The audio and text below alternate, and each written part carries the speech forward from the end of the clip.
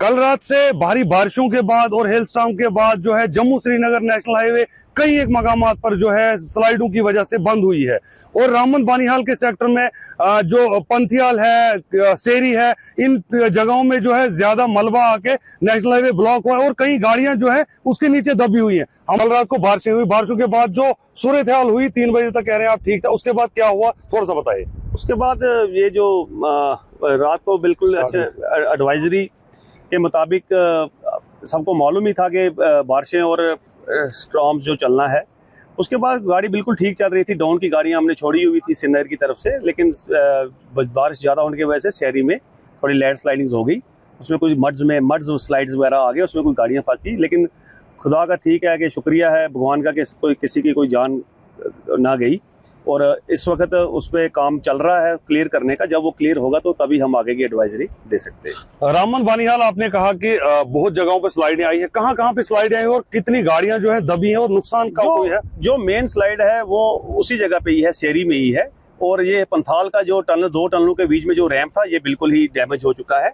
उसका second alternative root है, लेकिन वो तभी होगा जब कंपनी वाले उसको थोड़ा सा ओल्ड रोड जो है पंथाल का अगर वो ठीक कर देंगे तो अब वहाँ से भी हम गाड़ी चला सकते हैं। लेकिन एडवाइजरी के मुताबिक ही चलना होगा, लोगों को घरों से बाहर निकलना होगा।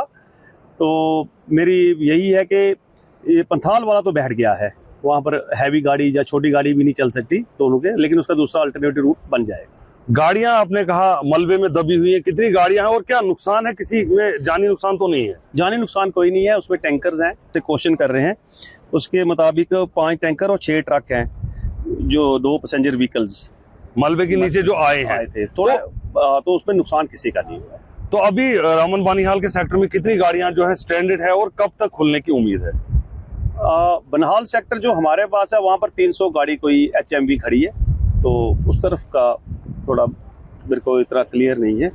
लेकिन वहाँ भी मैक्सिमम गाड़ी जम्मू में ही रोक दी गई है और चंद्रकोट में रोक दी गई है।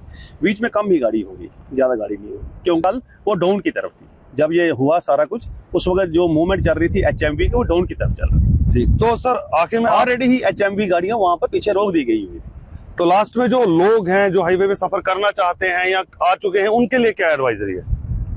उनसे यही है कि अपने सोशल मीडिया पे टच रहें, न्यूज़ चैनल के साथ टच रहें, और जो ट्रैफिक पुलिस की जो एडवाइजरी निकलती है उसके साथ टच रहें। जो वो वहाँ पर उनको दिखाया जाएगा, जो पड़े, जब रास्ता क्लियर होगा तभी घर से बाहर निकले, अननेसेसरी ट्रैवल ना करें। चलो, थैंक यू। तो ये हमारे साथ थे DSP traffic national highway SP Singh, जिन्होंने कहा कि रामबन बानीहाल सेक्टर में कई गाड़ियां जो हैं वो अभी फंसी हुई हैं और जो मलबे के नीचे भी गाड़ियां आई हैं, लेकिन जानी नुकसान जो है वो कोई भी नहीं है। मैं राशिद रसूल आज तक के लिए बानीहाल से। गर्मियों की छुट्टी होने वाली थी, मेरे पापा आने वाले थे, तो हम लोग सभी खुश थे। तो मैं बेड पे चढ़ के डांस कर रहा था, लेकिन वो पहले ही आ गए। प्लीज तो मैं उस समय तो कंटिन्यू नहीं कर सकता था ना, तो फ्रीज फ्रेम टाइप का हो कसम गया। पैदा कर